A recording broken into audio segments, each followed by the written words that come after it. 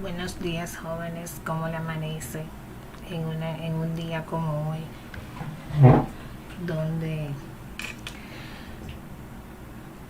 llovió mucho anoche y tenemos hoy un día fresco? Vamos a ver quiénes se van conectando para iniciar después que estemos todos aquí. Ya se han ido conectando.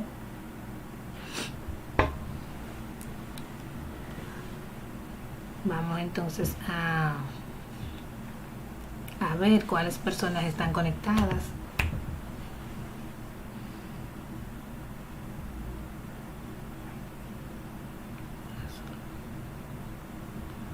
Vamos a irnos conectando, vamos a esperar unos segundos que se vayan conectando para empezar a trabajar. Vayan poniendo, como les dije, sus nombres en los comentarios y de ahí yo voy a hacer el pase de lista de esta transmisión.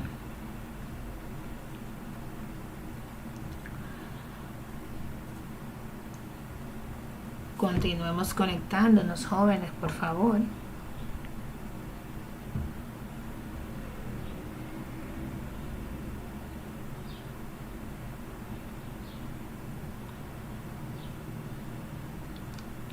Si ya estamos conectados, vamos a ir poniendo sus nombres en los comentarios para yo de ahí poder pasar lista.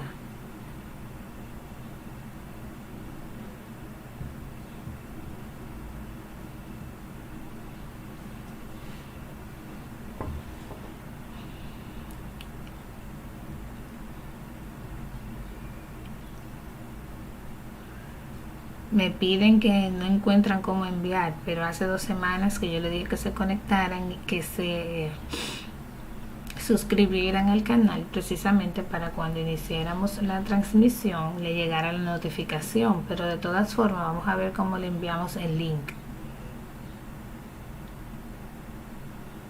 Déjame ver cuántas personas tengo conectadas. Vamos a esperar entonces un momentito más porque solamente veo a Wendy conectada.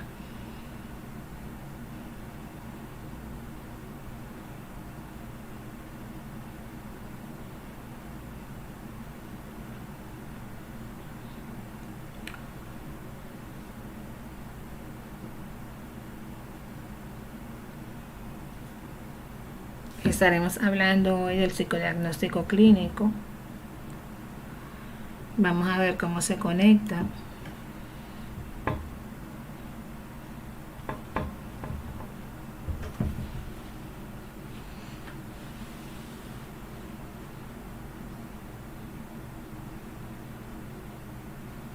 Continúo viendo solo a Wendy conectada.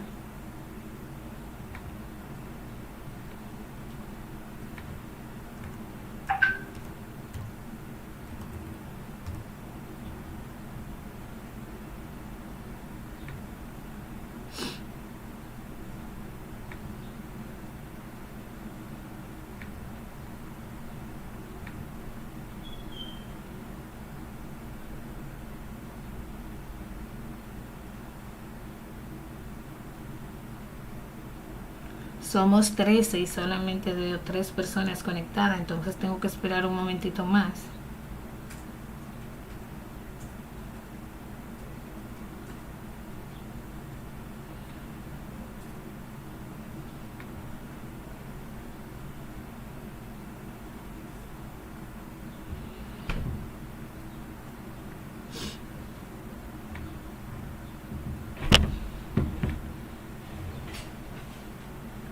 Estaremos trabajando hoy lo que es el psicodiagnóstico clínico, tema que va para el examen en la próxima semana. Vamos a ver si terminan de conectarse.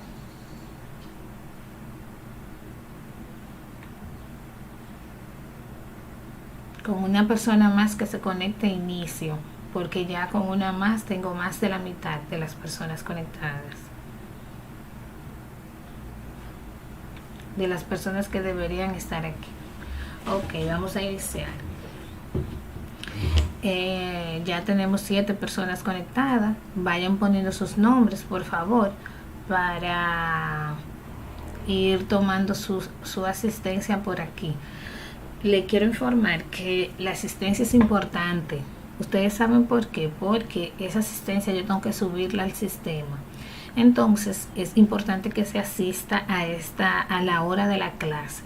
Si a la hora de la clase usted no puede asistir, es preferible que usted vea el video, pero es necesario que usted esté presente a la hora de su clase. Ahora, si yo la doy en otro horario que no es el horario de la clase, ya eso sería una situación que tendríamos que discutir.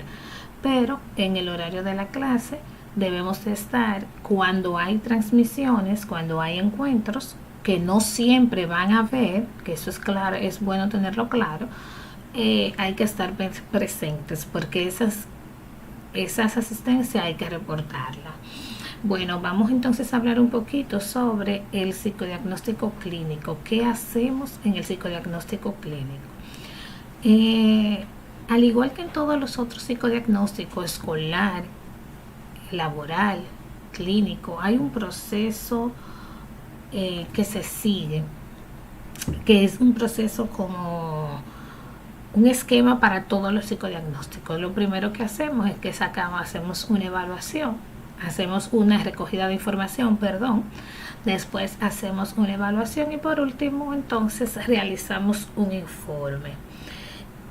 Cada uno de esas etapas del psicodiagnóstico en los diferentes ámbitos donde se realiza tiene diferentes elementos. Por ejemplo, tienen los mismos elementos. Lo primero que vamos a tener dentro de esas fases o de esas etapas es el contacto inicial que nosotros vamos a tener con las personas que vamos a trabajar, ya sea en el ámbito clínico, en el ámbito escolar o en el ámbito laboral, que son los 3 tipos de psicodiagnóstico que nos promueve el programa que estemos trabajando. En este contacto inicial es importante que nosotros, pueden darse varias cosas. Este contacto inicial puede ser a través de una llamada telefónica con una persona que lo reciba, que no necesariamente sea el terapeuta de entrada, donde esta persona dé sus datos, llene algún formulario, trabaje algunos asuntos. Ya entonces en la entrevista inicial, que es otra de las etapas, aquí sí está presente el terapeuta. En esta etapa, que es la entrevista inicial y que se da en todos los psicodiagnósticos que vamos a realizar en las diferentes áreas, o sea, en los diagnósticos que vamos a realizar en las diferentes áreas, vamos a tener la mayor recogida de información que se va a realizar en el proceso. Ya sea, y vamos sobre todo, algo muy importante, que vamos a identificar la petición de ayuda que tienen los pacientes en el caso clínico, que es en el caso que nos compete el día de hoy.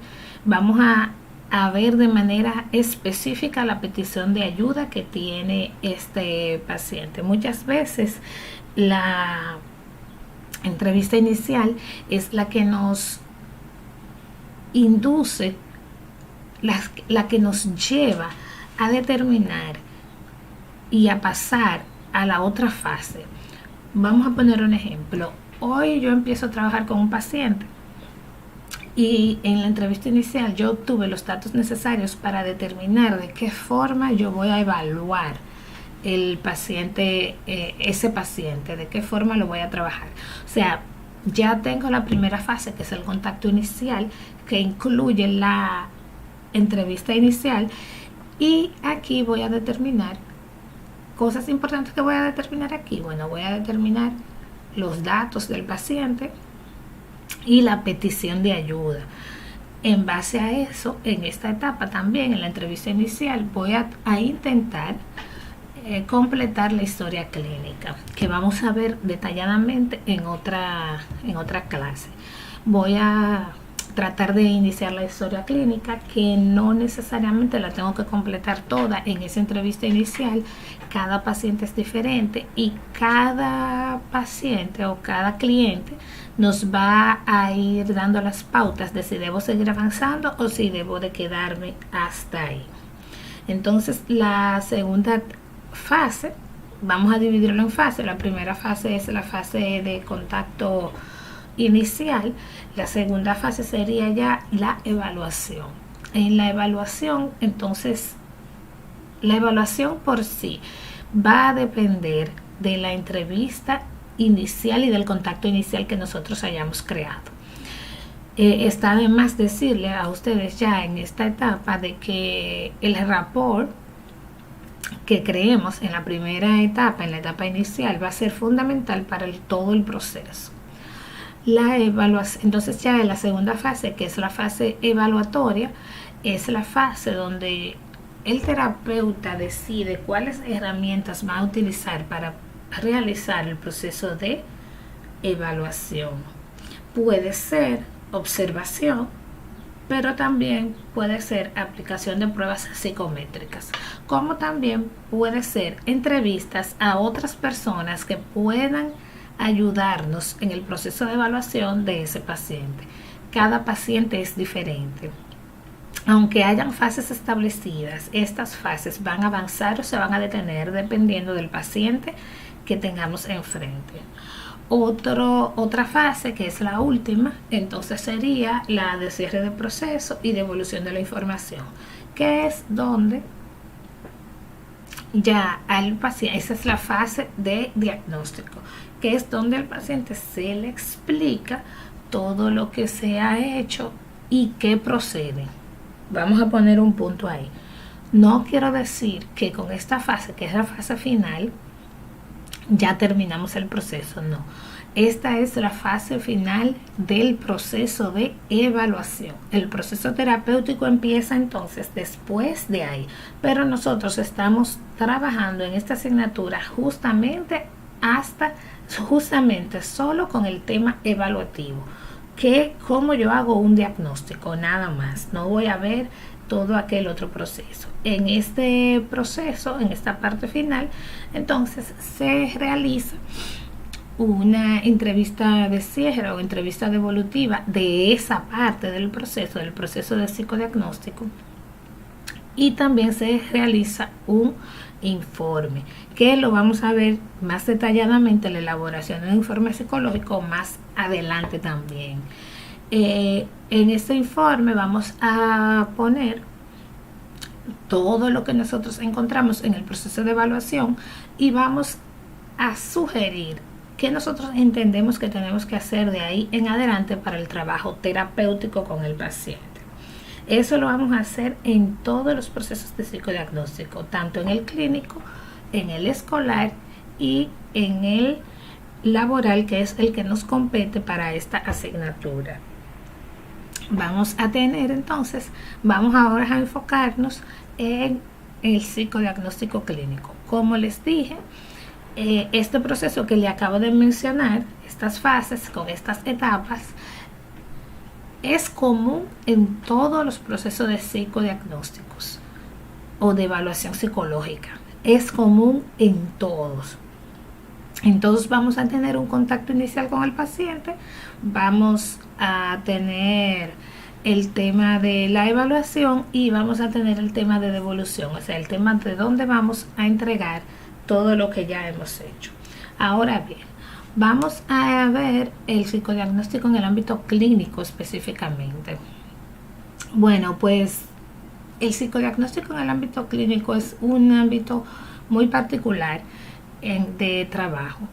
Este posee la finalidad específica, una finalidad muy específica, utilizas técnicas conforme a lo que se presenta en el caso, y es diferente al tema que se trabaja en las escuelas o en el ambiente laboral, porque en este caso nosotros vamos a evaluar personalidad.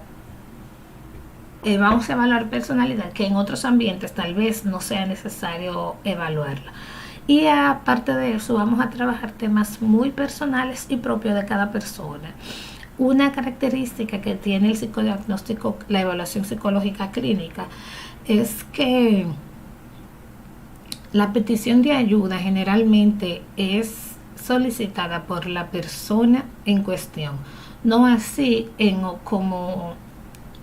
como sucede en otros tipos de evaluación. Por ejemplo, en la evaluación psicopedagógica, que es la evaluación de los estudiantes, generalmente son los maestros u la madre que solicita ayuda, porque generalmente es para un niño.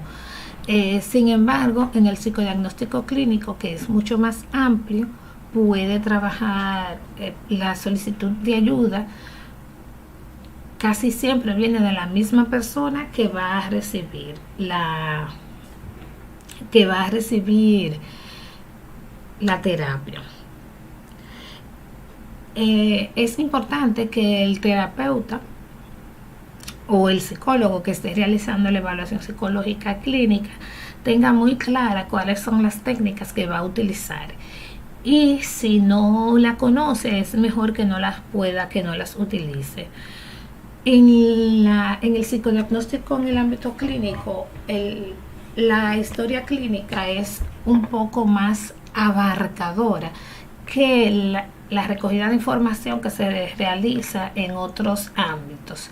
En este ámbito se realiza recogida de información pertinente a todas las etapas de desarrollo de la persona que estamos trabajando. Si es niño, se van a ver más especificadas las etapas de la niñez, y si es adulto, solamente vamos a sacar de esas etapas las cosas que más nos interesan. Es importante también resaltar que la historia clínica es un instrumento flexible que podemos utilizar para una persona ampliarlo más, y para otra persona, o ampliarlo en un aspecto y para otra persona ampliarlo en otros aspectos. Aunque tengamos un formulario ahí, una guía de qué vamos a hacer con la historia clínica, debemos de tener bien claro que no todos los clientes o los pacientes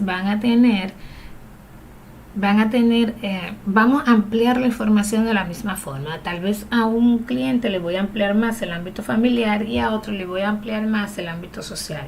Eso va a depender de la petición de ayuda que el cliente haya trabajado. En la evaluación clínica, dependiendo de la edad de los clientes, vamos a tener que utilizar diferentes estrategias para la evaluación. Va a ser muy,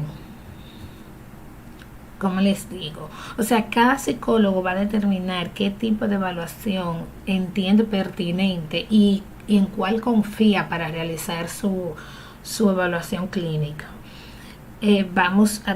Podemos trabajar técnicas proyectivas, tanto en niños como en adultos, que no son más que pruebas donde las personas pueden proyectarse, o donde las personas se proyectan sin tener ninguna atadura. Bueno, tienen algunas, porque siempre hay que dar instrucciones, pero es prácticamente más libre, donde a través de ella podemos determinar muchísimas situaciones emocionales, tanto en niños como en adultos. Podemos utilizar técnicas proyectivas que nos ayuden al realizar esa tarea. Va a depender también de la corriente psicológica a la cual se esté siguiendo el terapeuta que esté trabajando con ese paciente, porque de esa forma va a determinar cuáles elementos evaluatorios va a utilizar y cuáles no.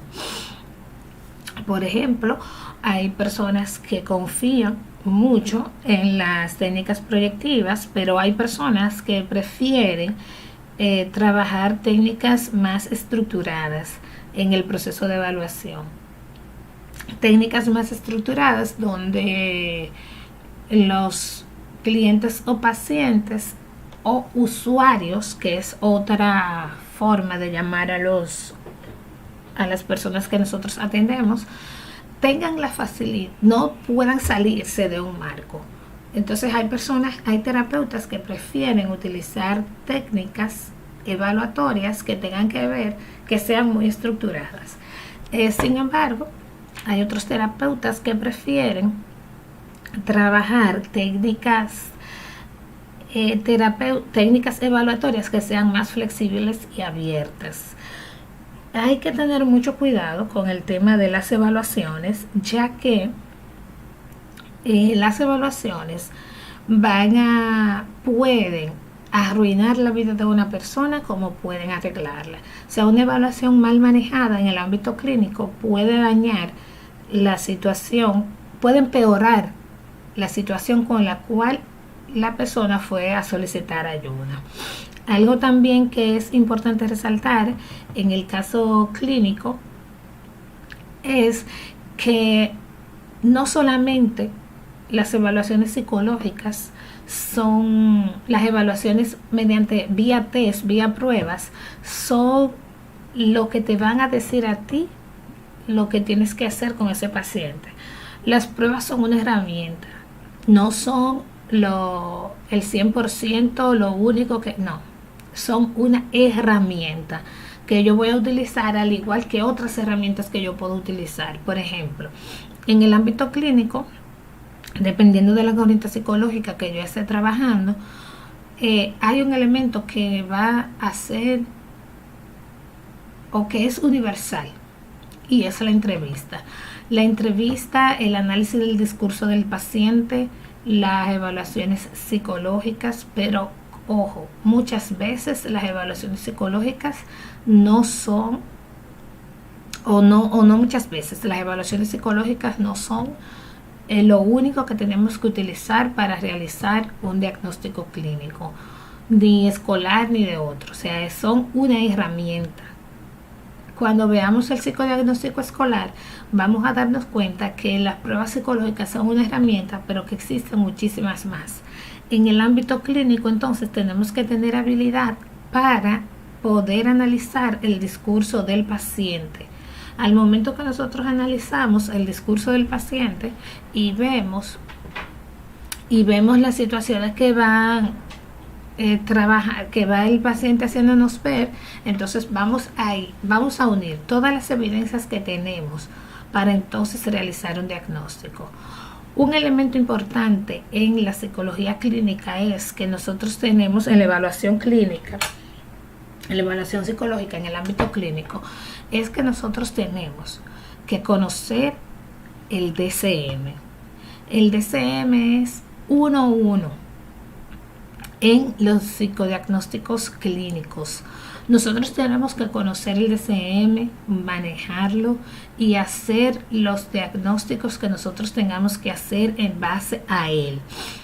En el ámbito clínico pareciera que las cosas están sueltas, pero si yo no tengo un aval de lo que yo estoy diagnosticando en el DCM, entonces es poco probable que mi diagnóstico sea considerado adecuado. Yo puedo tener una evaluación hecha y no haber hecho una buena evaluación, no me va a llevar a un buen diagnóstico. Ese diagnóstico, como le dije, tiene que estar sustentado en el DCM. El diagnóstico clínico es muy utilizado en situaciones legales. Entonces, clínico forense es utilizado en situaciones legales, y es importante que nosotros como psicólogos manejemos de manera adecuada lo que estamos trabajando con firmeza y con aval científico. No podemos estar trabajando pensando que nosotros, que la gallina puso y que el huevo de la vecina, no. Si yo dije que un niño tiene hiperactividad con déficit de atención, yo tengo que tener sustentado esa evaluación clínica, ese diagnóstico clínico que yo estoy haciendo. Algo también que se da en el psicodiagnóstico clínico, como le dije, no solamente las pruebas son la base para hacer un diagnóstico, es que nosotros podemos, a través de la interconsulta, nosotros podemos confirmar o descartar el origen de un trastorno. Por ejemplo, yo tengo un niño con una déficit de atención con hiperactividad que ya yo se lo he determinado, pero yo necesito saber si su funcionamiento cerebral es adecuado. Entonces lo que yo debo de hacer en ese momento es enviar este niño a una evaluación neurológica para determinar si esto es solo un problema conductual como tal o si es un problema con bases fisiológicas. Ya después que yo tengo eso descartado o que lo tengo confirmado, entonces mis recomendaciones van a ser diferentes. Por eso le digo que tenemos que tener mucho cuidado y que no solamente las pruebas pueden decirnos si nosotros tenemos o no un diagnóstico acertado. Hay que hacer todo. No podemos etiquetar a un niño, a una persona. No podemos hacer eso sin antes tener bien confirmado lo que nosotros vamos a hablar. De ahí que vienen muchas etiquetas: esta persona es loca, esta persona es esquizofrénica, esta persona es esto, esta persona es aquello, y no necesariamente una persona puede tener lo que nosotros tenemos, lo que nosotros estamos diciendo. Ahora, si nosotros estamos firmes y hemos hecho todo el proceso de manera adecuada, entonces sí puedo decir que mi diagnóstico no me lo va a tumbar otra persona, porque yo puedo decir, esta persona tiene esto, y esa persona irá al psiquiatra y el psiquiatra dice, tú no tienes eso. Entonces tenemos que estar seguros, tenemos que no solamente confiarnos en las pruebas, tenemos que confiar en todo lo que nosotros, no solamente en pruebas, sino en observación, en análisis del discurso del paciente, en las pruebas, en las entrevistas que hemos tenido y en realizar un diagnóstico basado en el DSM-4 para nosotros poder llegar a un diagnóstico. De entrada yo no le puedo decir a un paciente que tiene esto, te tiene aquello. No, yo tengo que evaluar de manera adecuada y con conciencia. Hubo un maestro que me enseñó algo que a mí nunca se me va a olvidar. Si yo no puedo trabajar con un paciente, yo hago mejor refiriéndolo a otro profesional que tenga las competencias para trabajar con él. Es lo mejor que yo puedo hacer antes de quedarme con ese paciente y hacerle más daño que bien. Y nosotros lo que estamos llamados es a hacer el bien. Vamos a ver si hay alguna pregunta. Vamos a ver si tienen alguna pregunta.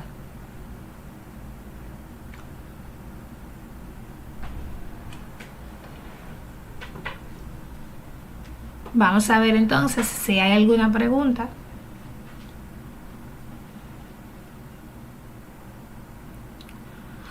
Si no hay preguntas,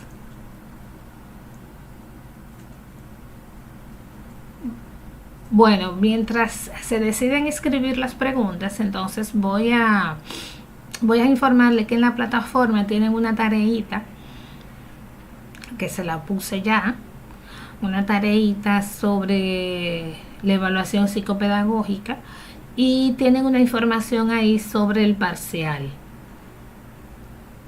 Si no hay preguntas, entonces vamos a mantenernos en comunicación vía WhatsApp. Cualquier información estoy disponible por ahí. Hagan entonces, pueden hacer las preguntas vía WhatsApp y que tengan un feliz resto del día. Nos mantenemos en comunicación.